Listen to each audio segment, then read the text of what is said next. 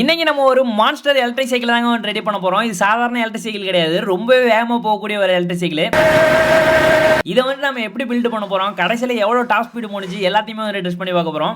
நம்ம இப்போ வேலையை ஸ்டார்ட் பண்ணலாம். இந்த சைக்கிளில் நம்ம கிட்ட இருக்கக்கூடிய 48 வோல்ட்ல 750 வாட் பிஎல்டிசி மோட்டர் தான் ஃபிக்ஸ் பண்ண போறோம். இது பார்த்தீங்கன்னா ரொம்பவே பவர்ஃபுல்லான ஒரு கியர் மோட்டர். ஃபர்ஸ்ட் நம்ம அந்த சைக்கிளில் இருக்கக்கூடிய கிராங்கை கழட்ட போகிறோம். மற்ற சைக்கிளில் இருக்க மாதிரி காற்று பின் போடல, அதுக்கு பதிலாக போல்ட் போட்டு லாக் பண்ணியிருக்காங்க. போல்ட்டை கழட்டிட்டு தரேன். கொஞ்சம் அசைச்சு இழுத்தோம் அப்படின்னால கிராங்க் தனியாக வந்துருச்சு. இந்த கிராங்குமே நம்மளுக்கு தேவைப்படும். அதே போல் ஆப்போசிட்டில் இருக்கக்கூடிய பெடலையுமே நான் கழட்டி தரேன். இப்போ இந்த பெடலில் இந்த ஸ்ப்ராக்கெட்டை பார்த்தீங்கன்னா வெல்டு பண்ணியிருப்பாங்க. அதை தனியாக கழட்டத்துக்கு இந்த இடத்துல ரவுண்டாக வெல்டு பண்ண மாதிரி இருக்கு இல்லையா, அந்த இடத்த நம்ம தேய்ச்சி எடுத்தோம் அப்படின்னாலே போதும்.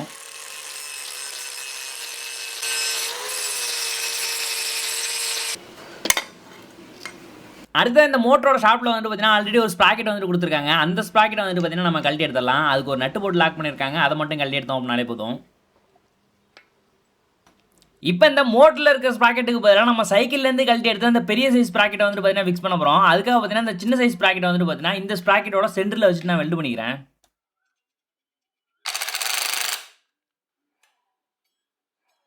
அடுத்ததாக சைக்கிளில் பார்த்தீங்கன்னா 22 டீத் இருக்க ஸ்ப்ராக்கெட் இருக்குது. நம்மளோட மோட்டரில் பார்த்தீங்கன்னா 42 டீத் இருக்குது. இதுலேருந்து நம்ம டேரெக்டாக செயினை போட்டோம் அப்படின்னு வச்சுங்களேன், வண்டி செம ஃபாஸ்ட்டாக போகும். ஆனால் ஸ்டார்டிங்கில் பார்த்தீங்கன்னா மூவ் ஆகிறதுக்கே ரொம்பவே கஷ்டப்படும். அதனால நம்ம கியர் சேஞ்ச் பண்ணுற மாதிரி பண்ண போகிறோம். அதுக்காக பார்த்தீங்கன்னா கியர் சைக்கிளில் 6 ஸ்பீட் இருக்க ஸ்ப்ராக்கெட் இருக்கும் இல்லையா, அதை எடுத்துருக்கேன். இப்போ நம்ம பேக் சைடு வீலை கழட்டிட்டு அதில் இருக்கக்கூடிய இந்த சின்ன சைஸ் ஸ்ப்ராக்கெட்டை நம்ம தனியாக கழட்டிடலாம். இப்போ இந்த ப்ரிவியூவில் பார்த்தோன்னா 2 புள்ளி மாதிரி இருக்கு இல்லையா, அந்த இடத்துல ஒரு பின்னு மாதிரி வச்சுட்டு அடித்தோம் அப்படின்னா ஈஸியாக கழண்டு வந்துடும். அப்படியே நம்ம தட்டி கழட்டிடலாம். இப்போ அதே இடத்துல இந்த 6 ஸ்பீடு ஸ்ப்ராக்கெட்டை டைட் பண்ணிட்டு அதை நம்ம சைக்கிளை ஃபிக்ஸ் பண்ணிடலாம்.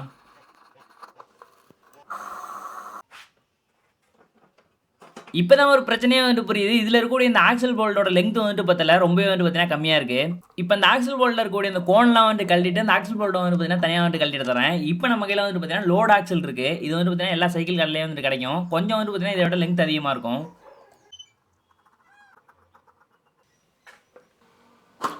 இந்த 6 ஸ்பீடு ஸ்ப்ராக்கெட்டை அந்த ஸ்டேவில் இடிக்காத அளவுக்கு சென்டரில் ஒரு நட்டு போட்டிருக்கேன். அப்படியுமே நம்மளுக்கு ஆக்சல் போல்ட் வெளியில் நல்ல நீளமாக இருக்குது. இந்த மாதிரி இருந்தாலே போதும். இப்போ இந்த மோட்டர் பார்த்தீங்கன்னா சைக்கிள் கூட வெல்டு பண்ணி தான் ஃபிக்ஸ் பண்ண போகிறோம். அதை வெல்டு பண்ணுறதுக்கு ஏற்ற மாதிரி 2 நம்ம பிளேட்டை பார்த்தீங்கன்னா மோட்டரோட பேஸில் வச்சுட்டு போல்ட் போட்டு டைட் பண்ணிக்கிறேன். இப்போ இந்த மோட்டர் என்ன பண்ணுறோம் அப்படின்னா, பெடல் இருந்தப்போ ஸ்ப்ராக்கெட் எந்த இடத்துல இருந்துச்சோ அதுக்கு ஏற்ற மாதிரி இந்த மோட்டரில் இருக்க ஸ்ப்ராக்கெட் வர மாதிரி வச்சுட்டு நான் வெல்டு பண்ணிக்கிறேன்.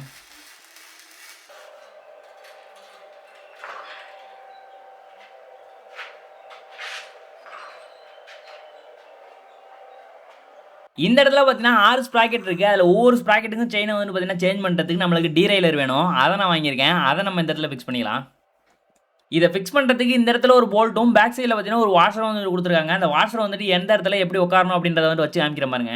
அந்த வாஷரில் பார்த்தீங்கன்னா சின்னதாக ஒரு ஸ்டெப் மாதிரி இருக்கு இல்லையா, அந்த ஸ்டெப்பு பார்த்தீங்கன்னா அந்த ஆக்சல் போல்ட் போடுறதுக்கான அந்த கேப்புக்குள்ளார போகணும். அதுக்கேற்ற மாதிரி தான் வைக்கணும். இப்போ என்ன பண்ணுறேன்னா ஆக்சல் போல்ட் தட்டி பார்த்தீங்கன்னா கீழே இறக்கிடுறேன். இப்போ மேலே இருக்கக்கூடிய கேப்பில் பார்த்தீங்கன்னா அந்த வாஷரை உள்ளார வச்சிடலாம். இப்போ இந்த டீரைலர்லேயே பார்த்தீங்கன்னா அந்த ஆக்சல் போல்ட்டில் போகிற மாதிரி ஒரு கேப் கொடுத்துருக்காங்க இல்லையா, அதை அந்த ஆக்சல் போல்ட்டில் வச்சுட்டு மேலே இருக்கக்கூடிய ஹோல்ஸ்லாம் அந்த போல்ட்டை போட்டு டைட் பண்ணிடலாம். இப்போ நம்ம அந்த ஆக்சல் போல்ட்டை ஃபுல்லாக டைட் பண்ண வேண்டியது தான். இப்போ நமக்கு அந்த டீரைலரை ஃபிக்ஸ் பண்ணுறதுக்கான ஒர்க் முடிஞ்சிருச்சு. இப்போ நான் செயின் எடுத்து வச்சிருக்கேன். அந்த செயினை எப்படி அந்த டீரைலரில் கனெக்ட் பண்ணுறது அப்படின்ற காமிக்கிற மாதிரிங்க. அந்த டீரைலரில் பார்த்தீங்கன்னா 2 நம்பர் வீல் கொடுத்துருப்பாங்க. கீழே இருக்கக்கூடிய வீலில் பார்த்தீங்கன்னா ஃபஸ்ட்டு உள்ளார விட்டு மாட்டிக்கிறேன். இப்போ அந்த செயினை அப்படியே எடுத்துகிட்டு போயிட்டு மேலே இருக்கக்கூடிய அந்த பிளாக் கலர் வீல் இருக்கு இல்லையா, அதுக்கு கீழே ஒரு கைடு மாதிரி இருக்கும். அது வழியாக உள்ளார விட்டு மாட்டிக்கிறேன். இப்போ நம்ம அந்த செயினை பார்த்தீங்கன்னா ஃபுல்லாக அப்படியே வெளியில் எடுத்துட்டு நம்ம அந்த ஸ்ப்ராக்கெட்டில் கனெக்ட் பண்ண வேண்டியதுதான். இது பார்த்தீங்கன்னா கியர் சைக்கிளுக்குன்னே உள்ள செயின். இதில் பார்த்தீங்கன்னா செயின் லிங்க் போட முடியாது. அப்படி போட்டோம் அப்படின்னா அந்த 6 கியருக்கு இடையில பார்த்தீங்கன்னா சிக்கிக்கும். அதுக்காக பார்த்தீங்கன்னா அதில் இருக்கக்கூடிய பின்னே தான் நம்ம அடிச்சு லாக் பண்ணணும். செயினை லாக் பண்ணதுக்கு பிறகு இந்த மாதிரி அசைச்சு பார்த்தோம் அப்படின்னா ஈஸியாக அசையணும். இந்த மாதிரி இருக்கா அப்படின்றத மட்டும் பார்த்துங்க.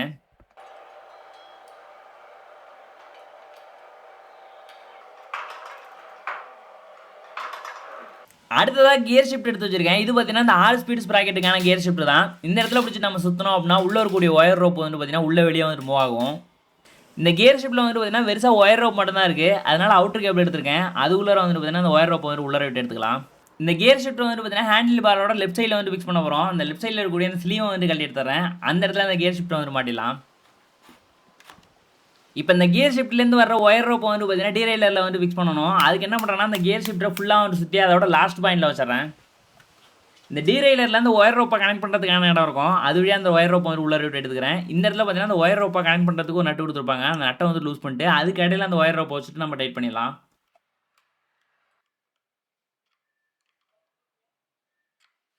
அவ்வளோதாங்க. நம்ம இப்போ இந்த டீரெயிலர் அப்புறம் அந்த கியர் ஷிஃப்ட்டுக்கான வேலையை வந்து முடிச்சாச்சு. கியரை சேஞ்ச் பண்ணுறதை பார்க்கணும் அப்படின்னா நம்ம மோட்டரை ஓட விட்டு பார்த்தோம் அப்படின்னா தான் கண்டுபிடிக்கலாம். அதை நம்ம பிறகு வந்து செக் பண்ணிக்கலாம். இப்போ எனக்கு இருக்க மிகப்பெரிய கன்ஃபியூஷனே அந்த பேட்டரியை வந்து எங்கே வைக்கிறது அப்படின்றது தாங்க. ஃப்ரண்ட்டில் வச்சோம் அப்படின்னா நம்ம உட்காரது வந்துட்டு இடைஞ்சலாக இருக்கும். அதுவே கீழ்ப்பக்கம் வைக்கலாம் அப்படின்னா பேட்டரி வந்து உள்ளே வந்து போகலை. அதனால் வந்து பார்த்தீங்கன்னா பேக் சைடில் ஒரு கேரியர் மாதிரி அடிச்சுட்டு பேக் சைடில் ஃபிக்ஸ் பண்ணிடலாம் அப்படின்னு தோணுச்சு.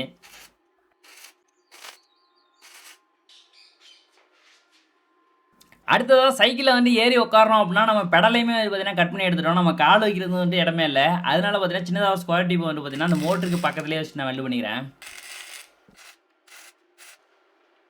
நம்ம கால் வைக்கிற இடத்துல கொஞ்சம் கிரிப்பாக இருக்கிறதுக்காக 2 நம்பர் ஹேண்ட் ஸ்லீவ் எடுத்து வச்சிருக்கேன். அதை வந்து பார்த்தீங்கன்னா அந்த ஸ்கொயர் டியூப்பில் வந்து மாட்டிக்கிறேன்.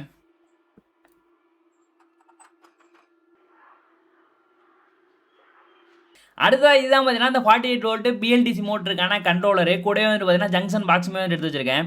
இப்போ இந்த மோட்டர்லேருந்து வந்து பார்த்தீங்கன்னா ஒரு 3 ஒயர் வரும். அதே போல் கண்ட்ரோலர்லேருந்து மோட்டருக்கான ஒரு 3 ஒயர் வரும். அந்த 3 ஒயரையுமே வந்து பார்த்தீங்கன்னா அந்த ஜங்ஷன் பாக்ஸ் மூலமாக வந்து நம்ம கனெக்ட் பண்ணிக்கலாம். இதில் எல்லோ கலர் ஒயர் வந்துட்டு பார்த்தீங்கன்னா காமனு. மற்ற 2 ஒயரை வந்து பார்த்தீங்கன்னா மோட்டரோட டேரக்ஷனுக்கு ஏற்ற மாதிரி நம்ம சேஞ்ச் பண்ணிக்கலாம். இப்போ எல்லா ஒயரையும் வந்து பார்த்தீங்கன்னா அதே கலர் கோடுக்கு நேராக வச்சுட்டு நம்ம டைப் பண்ணிக்கலாம். அடுத்ததாக பார்த்தீங்கன்னா த்ராட்டில் நான் புதுசாக வந்து வாங்கியிருக்கேன். இதில் வந்து பார்த்தீங்கன்னா கீயுமே வந்து சேர்ந்து வந்துருது. அது கூட இல்லாமல் வோல்ட் மீட்டருமே இருக்குது. நம்மளுக்கு பேட்டரியில் வந்து எவ்வளோ சார்ஜ் இருக்குது அப்படின்றதையும் வந்து பார்த்துக்கலாம். இப்போ த்ராட்டிலேருந்து வர ஒயரை வந்து பார்த்தீங்கன்னா கண்ட்ரோலரில் த்ராட்டிலுக்கான ஒயர் இருக்கும். அது கூட வந்து நான் கனெக்ட் பண்ணிக்கிறேன். இதில் இன்னும் 2 ஒயர் இருக்குல்ல, இது வந்து பார்த்தீங்கன்னா கீக்கான ஒயர். இந்த கண்ட்ரோலர்ல இந்த ரெட் கலர் ஒயர் இருக்குல்ல, இதை வந்து பார்த்தீங்கன்னா பேட்டரி சப்ளை பாசிட்டிவ் கூட நம்ம கனெக்ட் பண்ணோம் அப்படின்னா அந்த கண்ட்ரோலர் வந்து பார்த்தீங்கன்னா ஆன் ஆயிடும். அதுதான் கான்செப்ட். இப்போ என்ன பண்ணிருக்கேன்னா அந்த ரெட் கலர்ல இருந்து ஒரு ஒயரை வந்து வெளியில எடுத்திருக்கேன். அதே போல கண்ட்ரோலர்ல இருந்து ஒரு ஒயர் எடுத்திருக்கோம் இல்லையா, அந்த 2 நம்பர் ஒயருமே வந்து பார்த்தீங்கன்னா அந்த சுவிட்சுக்கான ஒயர் கூட வந்து நான் கனெக்ட் பண்ணிக்கிறேன். இப்போ கண்ட்ரோலர்ல இருந்து வர பேட்டரிக்கான ஒயரை வந்து பார்த்தீங்கன்னா பேட்டரி கூட வந்து கனெக்ட் பண்ணிடலாம். இப்போ நம்மளோட த்ராட்டில் வந்து பார்த்தீங்கன்னா கீ ஆன் பண்ணிக்கலாம். ஆன் பண்ணவே பார்த்தீங்கன்னா பேட்டரியோட வோல்டேஜ் வந்து காமிக்குது 48 வோல்ட். இப்போ நம்ம த்ராட்டில் கொடுத்து நம்மளோட வீல் வந்து எந்த அளவுக்கு ஃபாஸ்ட்டாக சுற்றுது அப்படின்றத பார்க்கலாம். வெறித்தனமான ஸ்பீடாக இருக்கும் எனக்கு தெரிஞ்சு.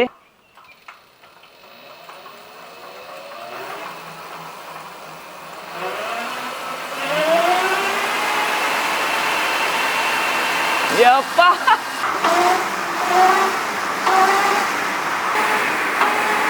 அந்த மோட்டரோட சவுண்டு வீலோட சவுண்டு இந்நேரம் வண்டி போட வந்துச்சுங்க.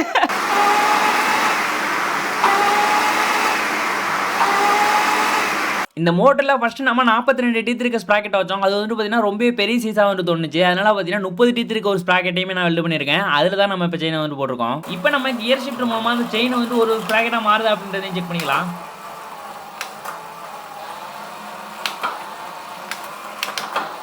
இப்போ நம்ம இந்த சைக்கிள் வந்து பார்த்தீங்கன்னா அப்ராக்சிமேட்டாக எவ்வளோ ஃபாஸ்ட் போகும் அப்படின்றத நம்ம இங்கேயே வந்து செக் பண்ணி பார்க்க போகிறோம். அதுக்காக பார்த்தீங்கன்னா டாக்குமெண்ட் எடுத்து வச்சிருக்கேன். கூடவே வந்து பார்த்தீங்கன்னா ஒரு ரெஃப்ளெக்டிவ் ஸ்டிக்கர் எடுத்திருக்கேன். இப்போ இந்த ரெஃப்ளெக்டிவ் ஸ்டிக்கரை வந்துட்டு பார்த்தீங்கன்னா டயரில் இந்த இடத்துல வந்து ஒட்டிக்கிறேன். இப்போ நம்ம வந்து பார்த்தீங்கன்னா த்ராட்டில் கொடுத்துட்டு இந்த லேசரை வந்து அதுக்கு மேலே அடிச்சோம்னு வச்சுக்கலாம், இந்த வீலோட ஆர்பிஎம் வந்து தெரிஞ்சிடும். அதை வந்து செக் பண்ணிடலாம். கிட்டத்தட்ட 1100 ஆர்பிஎம் சுற்றிட்டு இருக்கு. அடுத்ததான் நம்மளுக்கு வீலோட டயாமீட்டர் எவ்வளோ இருக்குது அப்படின்றது தெரியணும். அதையும் நம்ம அளந்துக்கலாம். 700 mm இருக்குது. இப்போ ஸ்பீடை கண்டுபிடிக்கிறதுக்கான ஃபார்முலாவில் வீலோட டயாமீட்டர் ஆர்பிஎம்லாம் போட்டோம் அப்படின்னா கிட்டத்தட்ட 145 km/h நம்மளோட சைக்கிள் வந்து போகும் அப்படின்ற மாதிரி காமிக்குது. நம்மளோட வெயிட் அது மட்டும் இல்லாமல் ஏரோடைனமிக்னால கொஞ்சம் வந்துட்டு பார்த்தீங்கன்னா ஸ்பீடு கம்மியாகும். ஆனால் எவ்வளோ போகுது அப்படின்றது தெரியல. அதை நம்ம ஃபைனலாக செக் பண்ணிடலாம்.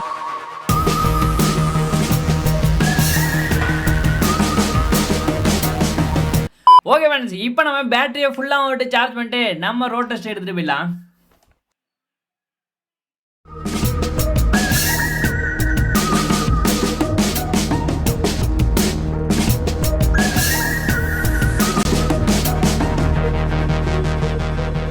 ஓகே ஃப்ரெண்ட்ஸ், ஃபைனலி நம்மளோட மான்ஸ்டர் எலக்ட்ரிக் சைக்கிள் இல்லை பைக்கோட ரோட் டெஸ்ட்டை தான் வந்து பார்க்க போகிறோம். நம்மளோட மோட்டரோட பவர் எப்படி இருக்குது, பிக்கப் எப்படி இருக்குது, எவ்வளோ டாப் ஸ்பீடு போகுது எல்லாத்தையுமே வந்து பார்த்தீங்கன்னா நம்ம இப்போ வந்து செக் பண்ண போகிறோம். எனக்குமே வந்து பார்த்தீங்கன்னா ரொம்ப வந்து ஆர்வமாக இருக்குது. கீயை வந்து ஆன் பண்ணிக்கிறேன். ரெடியாக இருக்கீங்களா?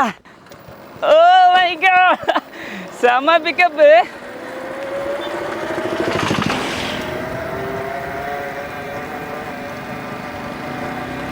இதே ரோட்ல நம்ம ஒரு 3 வருஷத்துக்கு முன்னாடி ஒரு எலக்ட்ரிக் சைக்கிள் வீடியோ வந்து போட்டிருப்போம்.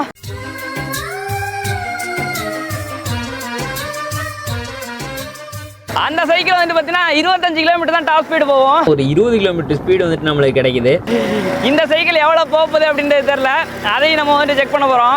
அதை விட இது வந்து ஓட்டுறதுக்கு செம்மையாக இருக்குது. ஏன்னா நம்ம பெரிய சைஸ் டயர்லாம் இருக்குல்ல வண்டியில், வெறித்தனமாக இருக்குது. ஒரு பைக் ஓட்டுற மாதிரி தான் ஃபீல் ஆகுது. எந்த குழுக்கும் அந்த மாதிரி எந்த பிரச்சனையுமே இல்லை. அந்த மோட்டரோட சவுண்டை கேளுங்களேன். வா வா வெறித்தனமாக இருக்குங்க.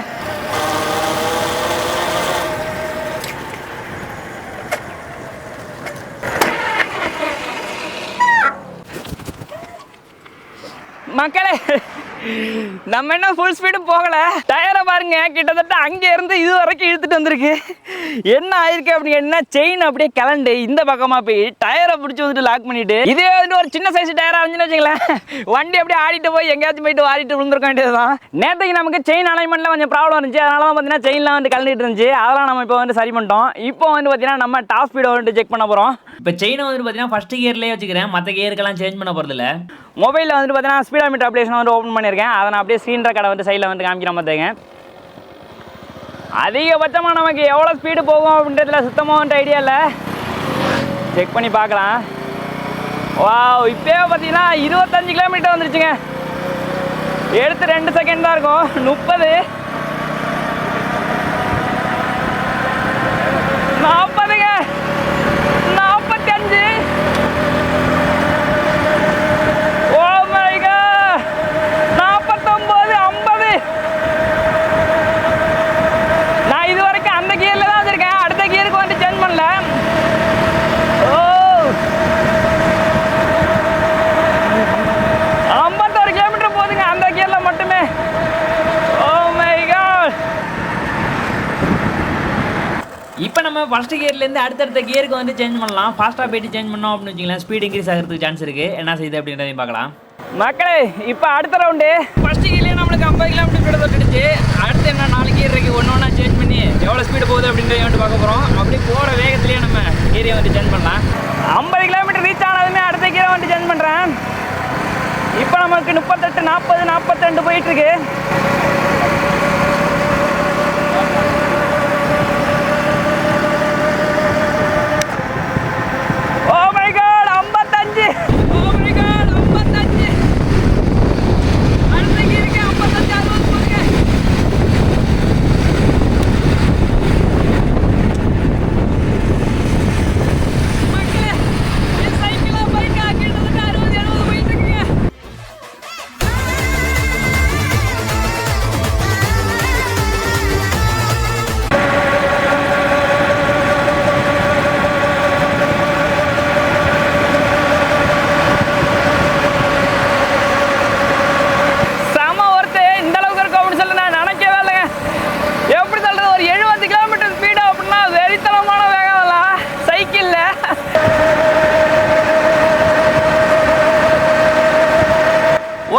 இந்த வீடியோ வந்து பார்த்தீங்கன்னா ஒரு எக்ஸ்பெரிமெண்ட் பர்பஸாக மட்டும் வந்து பார்த்துட்டு விட்டுருங்க. நீங்கள் யாரும் இதை பார்த்து வந்து ட்ரை பண்ண வேண்டாம். இந்த வீடியோ பற்றி என்ன நினைக்கிறீங்க அப்படின்றத மறக்காம வந்து கமெண்ட்ல சொல்லிடுங்க. உங்களோட கமெண்ட் பிடிக்கிறதுக்கு நான் வெயிட் பண்ணிட்டு இருப்பேன். உங்களோட கமெண்ட் பிடிக்கிறதுல எனக்கு ஒரு சந்தோஷம். மீண்டும் மற்றும் சூப்பரான வீடியோவில் நாங்கள் வந்து உங்களை பார்க்குறோம். அதுவரை உங்களிடம் விடைபெறுவது முத்து மற்றும் கலை. மறக்காம வீடியோக்கு ஒரு லைக் கொடுத்துருங்க.